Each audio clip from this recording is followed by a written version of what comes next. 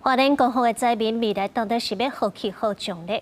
馆长迄认为，争取要来去共中继主体研究前传，却引起部落村民的不满哦。中央救灾中心前进指挥所总协调官桂连成表示，相关的规划也伫下民意。原民会嘛表示会继续和部落来沟通。也那内政部长刘世宏是讲，国土署伫咧大屯园区有5公顷的土地，若准要去中继主体有土地需求，会列去特别预算来去做。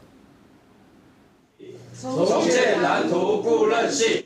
配合政府重视部落声音，马太安溪一流重创江河乡，中间之路困难重重，灾民面临生活安置问题。行政提出7+7短期安置、中长期安置部分。花莲县长徐振辉也建议前村安居部落村民无法度接受批评政府无问过族人的意见，强调在后中间爱护部落参加落实理灾不离乡。中长期的话呢？这个部分是完全跟部落没有讨论的，因为我们今天都还在问那些住在佛祖街的族人说，县政府提这个方案，他们有没有问过你们？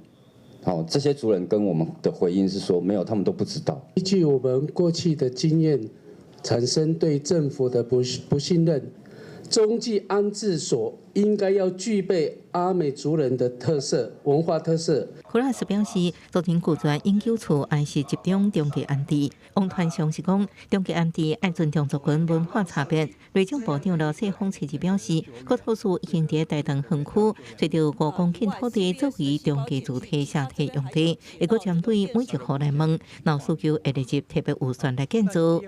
农地改良之后呢，也可以回去做这样的农作的状况。那我们会挨家挨户呢去盘点跟调查这几户的这个农民呢，或者几户的这个受灾户有没有需要中继宅。至于后续的对话，将来就是原民会就是由我来代表来跟我们部落，不管是青年会或是我们的部落主席就会直接由我来亲自跟他们对话。针对部落甲受灾户沟通前进协调所总协调官桂连成表示，相关规划会符合当地居民意愿，也要求官府成立联络窗口，甲原民会联络。本来就应该要有的嘛，那你应该建立一个窗口，让他们主动的跟他们联络，不要被动的被联络，是主动去跟原民部落去联络。防护箱能不能住？